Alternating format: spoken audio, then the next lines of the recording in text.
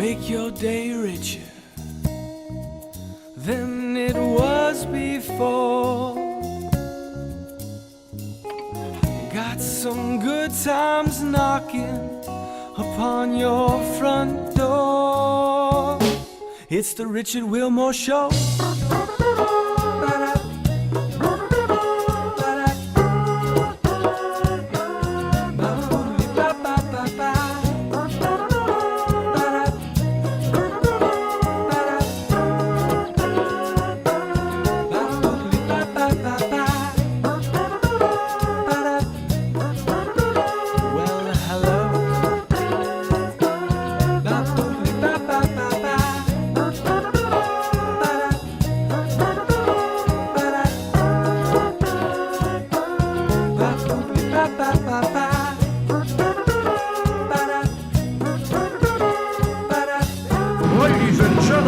Well, I was on Blackish. My second episode of Blackish aired on February 6th. I'm looking at the calendar to verify that. It was originally going to air on March 6th, was it?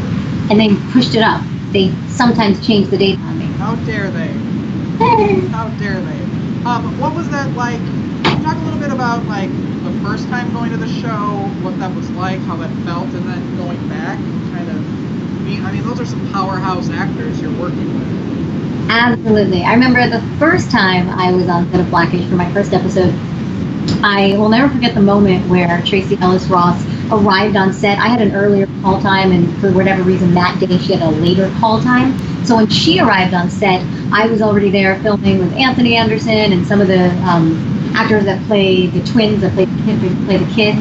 And when they saw her, it was as if their real mom came on set. I haven't seen her in a long time, and it was Tracy, Mama T, Tracy, and it was just hugs and everything. And I literally got chills when I saw the reaction to Tracy when she just arrived on set. It was like the queen has arrived. It was like the angel, the mother of all mothers was there. And she really does encompass that Mama T, they call her, Mama Tracy, Mama T energy, and she just takes care of everyone, and you feel that. You feel that they're just a gelled family.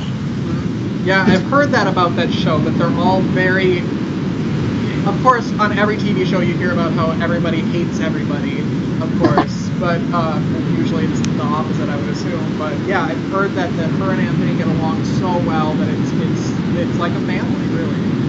Oh, it's amazing. It really is a really, really good energy. I mean, Anthony just keeps on cracking jokes and keeping everyone off balance, and she kind of reels him in, and she kind of puts him in his place when he needs to be put in his place, and just creates a loving environment. So it was all love, and it's wonderful because not only do you have the family of the Blackish family, but you have multiple families there on set, because obviously all the children that are there on set have to have their parents there. So either a mother or father or both are always there at all times. So there's multiple families within a big family there on set the entire time. So it just feels like one big, huge, happy family. Wow. And I also have very happy memories of the rap parties. Every rap party, they have every season has its own rap party. The end of each season 1, season 2, season 3, season 4. So at the end of the first rap party I went to, I remember Ken Barris, the creator of the show, made a speech, and he brought up Anthony, and he brought up the actors on set, and it's powerful because he's this famous man that keeps creating brilliant shows, and he's an artist, he's a producer, he's a writer, and yet he gets up there and he cries in front of all of us, and he just pours his heart out and expresses this immense amount of gratitude, and it makes you go, wow, he's just like me. He's just a person who was trying to make it and had it come true, had his dream come true. Just trying to do the best he can. Yeah, it puts everything in perspective, and it's just a heartfelt group of people. So cool. How long were you on set? The first episode was about a week of shooting, a couple different scenes.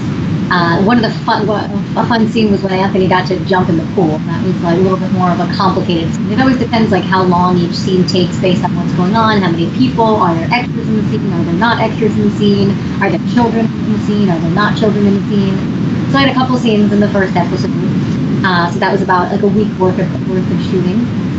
And then the second episode I shot was a one day because it was just one scene and it was just Tracy and Jessica Daniels was amazing. So it was just us grown-ups in the scene. So there wasn't any children. And when there's children in the scene, it gets involved with school time, it gets involved with hours, so it just gets a little bit more complicated. So when there's non-children in the scene you're working with, it can move quickly. So you've been on twice. Do we know if there's going to be a third time yet? Are we just keeping our fingers crossed? We're definitely keeping our fingers crossed, praying, chanting, doing it all. There's definitely talk of it, so we'll see. I don't have dates set though. Right. We'll make sure you come back. I do know you're going to be going to New York soon, right? To start filming another TV show. I am. I did 2 episodes last year of The Neighborhood, shot in Brooklyn, New York, which was amazing because it was basically shot in my dad's old neighborhood in Brooklyn. So when I found out I booked the show, I got to call my dad and tell him, I'm going to be shooting in your home neck of the woods, your home city, and I'm born in New York, so getting to be back in New York for the show was an incredible experience. And it's so funny because I am actually Italian American. I am born into an Italian family. I've been to Italy many times. I'm very proud to be Italian. But believe it or not, working on The Neighborhood was my first time getting to play in Italian, which is kind of crazy. I played.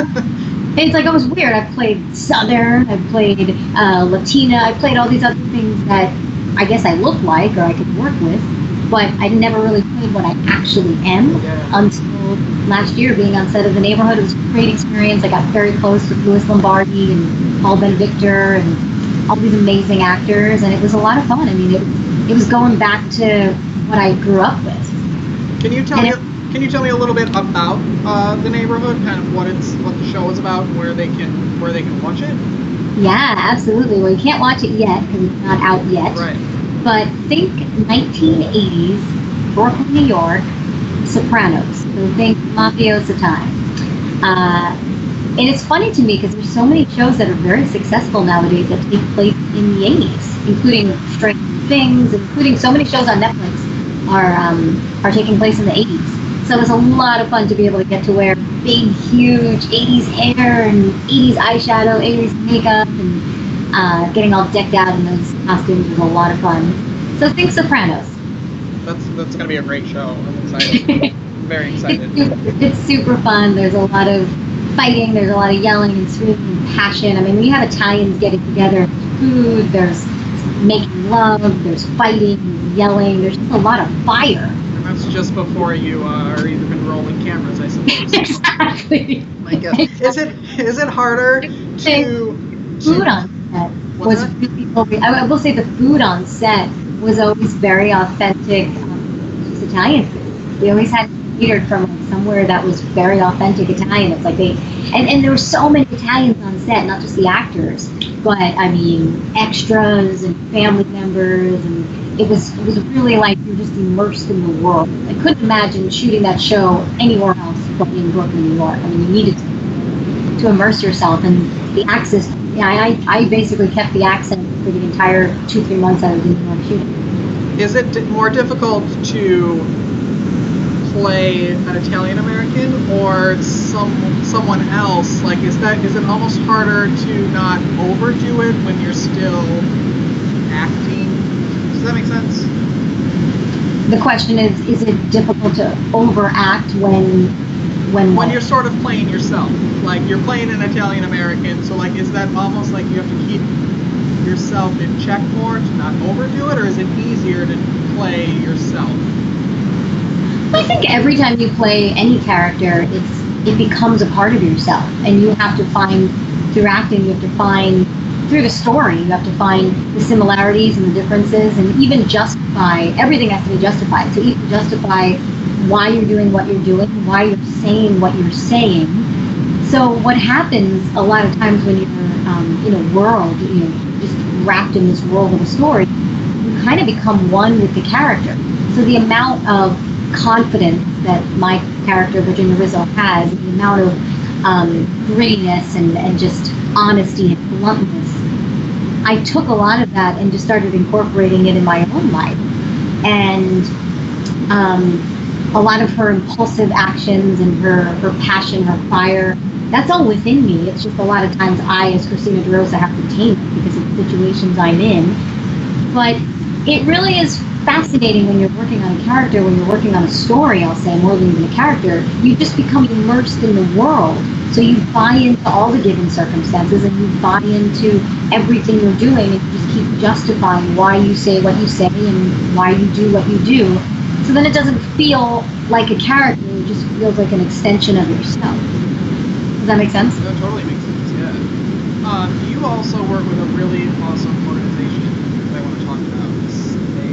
I want to talk about them. Face Forward. Can you talk about what you do with them and how you got involved with them and what they do? Absolutely. I was invited to the 2016 Face Forward Gala, September of 2016, and I was blown away. I didn't even know what to expect, but I was blown away by what this organization does. We are a nonprofit that provides reconstructive surgery, plastic surgery to survivors of domestic violence. So women, men, children who have been, I get chills when I think about it, who have been severely beaten, severely abused. Maybe they had an acid thrown on them where their entire face is burned with acid. Maybe they had their teeth knocked out, their nose moved over, one of their eyes could be missing. I mean, the stories we get and the abuse that these people have experienced is just, it's overwhelming. So we provide not just emotional support, but we provide the physical support, whereby we have Dr. Alisi and many other plastic surgeons that are doing the actual work to bring back a smile, to put teeth back in, dentures, cosmetic surgeons, dentists, all kinds of doctors working on these patients. So we provide amazing reconstructive surgery to survivors of domestic violence. Every year we have a huge annual Face Forward Red Carpet Gala.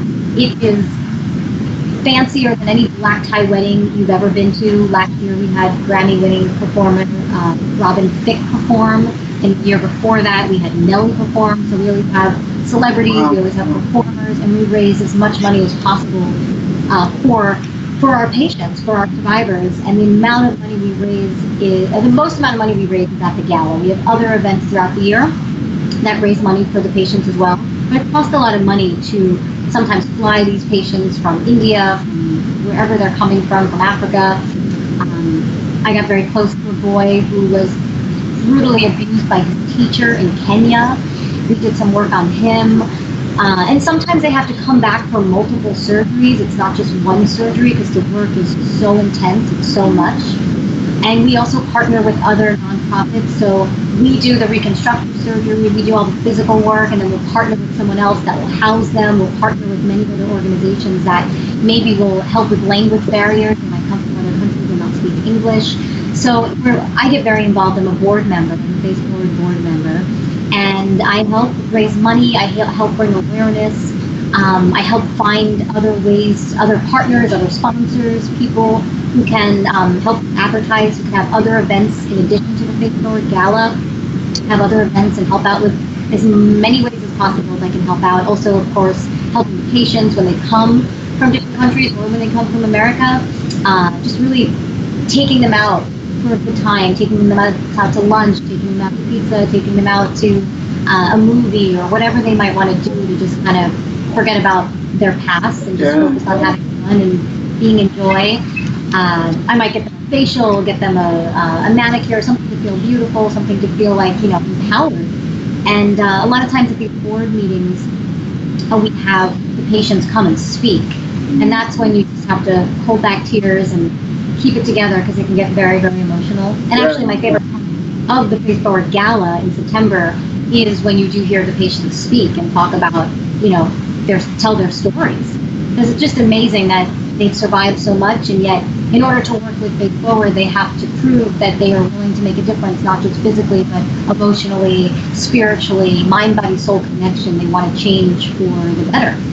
So it's an amazing organization. I'm grateful to be a part of it. And I'd love to invite you to the gala and anyone else who's interested in joining, coming to any of our events. We have a comedy event at the Comedy Store in June of 2018, and then the Face Forward Gala is in September of 2018. And we'll be preparing from now till then, until those events, because they're really big events. Yeah, those are huge events. We'll put the website up so people know how to get there and check it out and support. It's a great cause.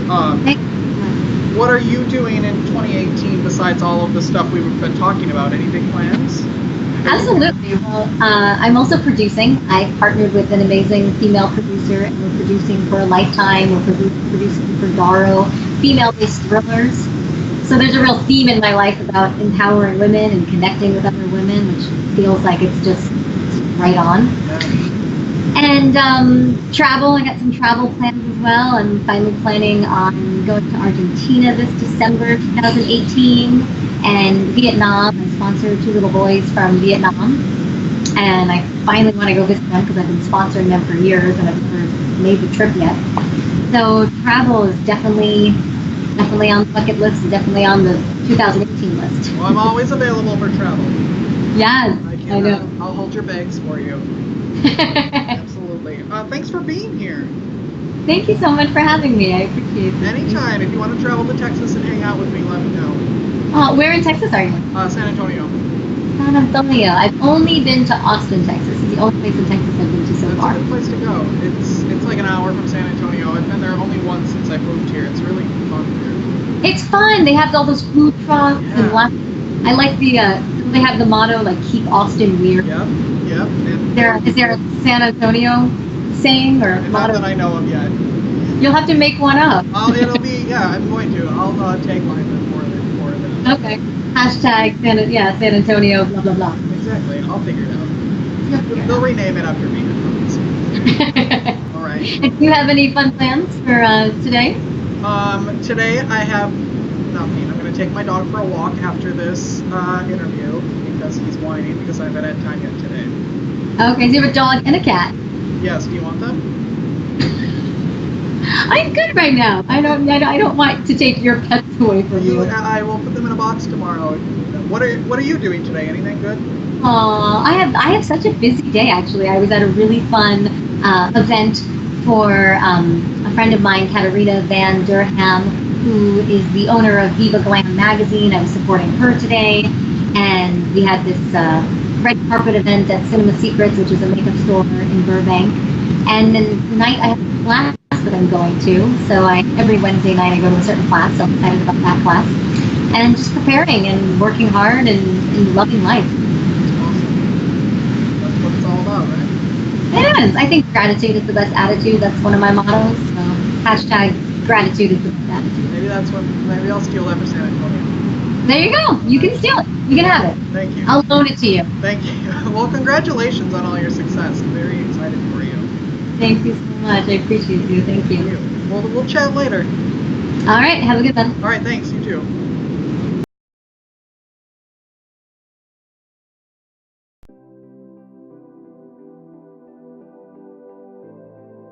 Hi, Tasha Wilmore, founder of Help One Deck. Hi, I'm Richard Wilmore. I'm a freelance social media director and a webmaster.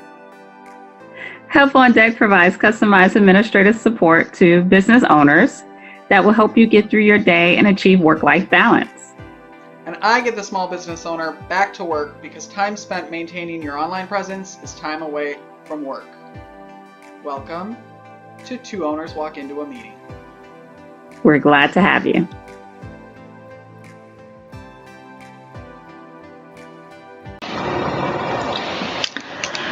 Hi there. Hi, how are you?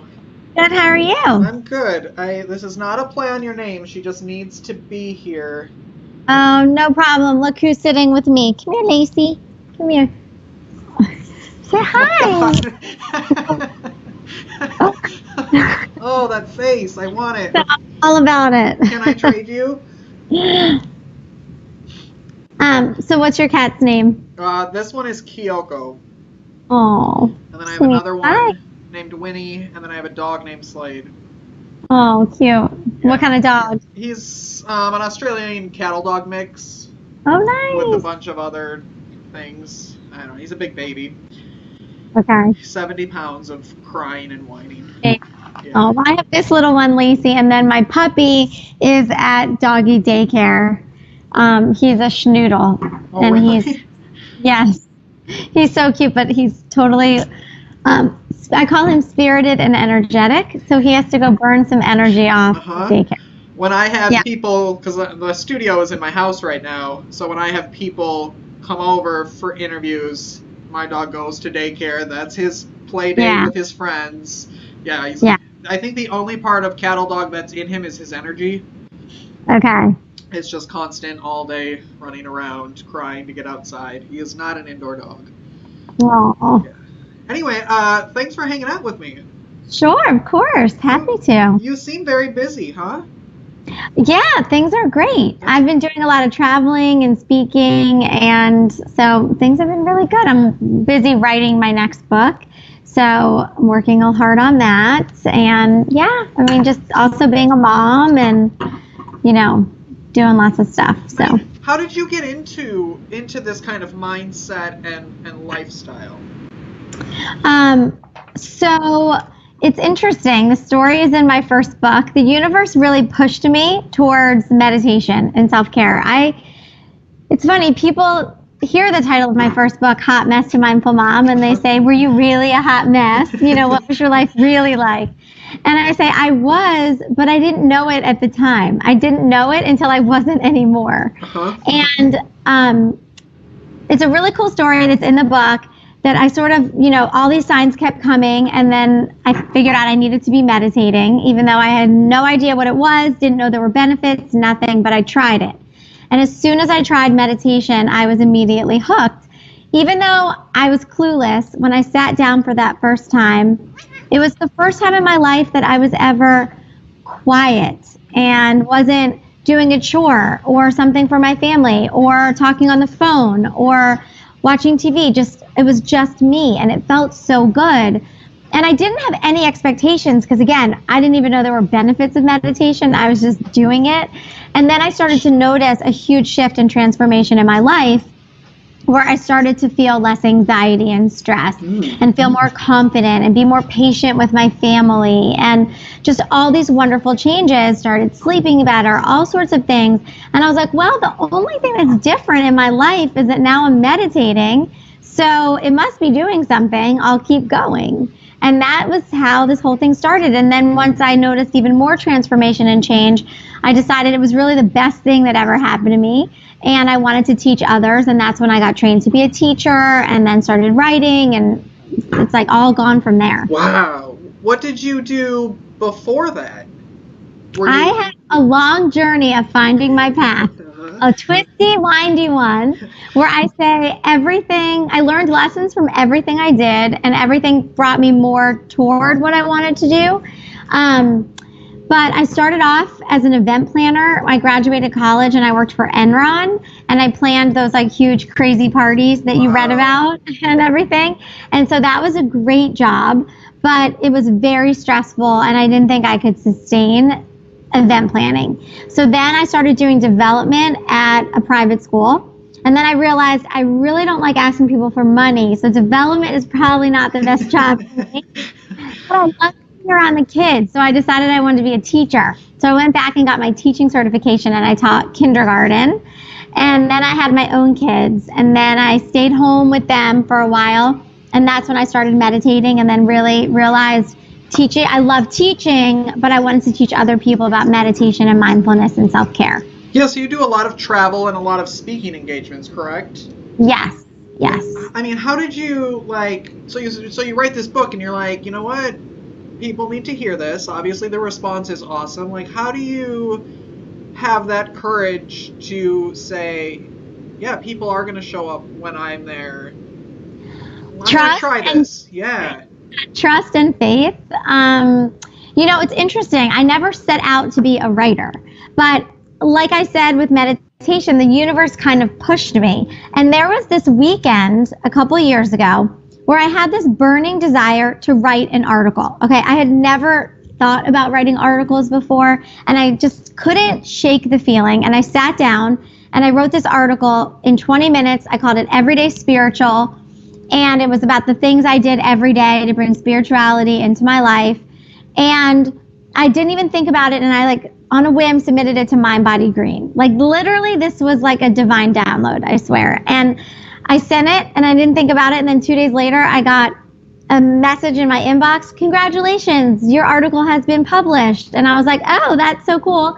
And I got a really great response to it. And I was like, well, you know what? I think I have a lot to say. I think people really want this stuff. And that's when I started writing a book. So it just like happened. And I did have a lot to say. And now I'm writing my third. You have a lot to say because, I was going to say, you're on your third book. That comes out in November, correct? November, That's yes. so exciting.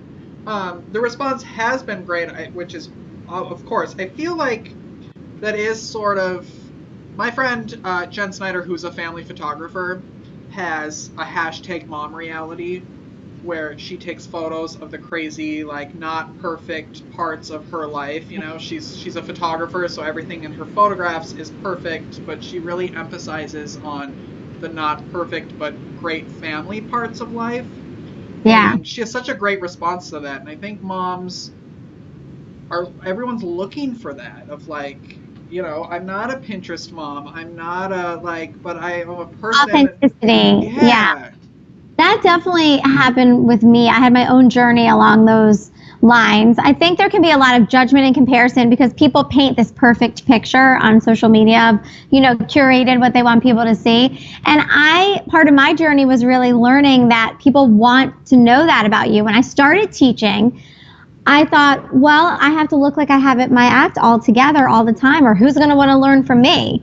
But it wasn't until I broke down some of those barriers and I started really becoming more vulnerable and authentic and talking about the struggles and real mom stuff, not the curated stuff, that so much more engagement started happening with my readers because they can relate. It's intimidating to see someone that looks perfect all the time. Yeah. You know, like I could never be like that. And, you know, and it is intimidating. So I had to kind of be on my own journey myself of realizing you don't have to have all the answers to be an expert. You know, you still can be real and people respond well to that. Yeah, you think you're on your own journey until you realize everyone else is also on that same path, just maybe a little bit further and you can't see them. What has, do you have a story or two of like someone that has come to your speaking engagements or a book signing and that is really like how you have affected their lives? Well, it's pretty amazing. I mean, I get emails from people all the time, and I actually get clients, you know, that want to work with me because they will read my book and say, this is life-changing stuff. I want more from you. And I get emails all the time and messages on Facebook and people saying, you know, your book, you know, changed my course. Your book made all the difference. Your book gave me the tools I needed to be a better mom, to be a better person.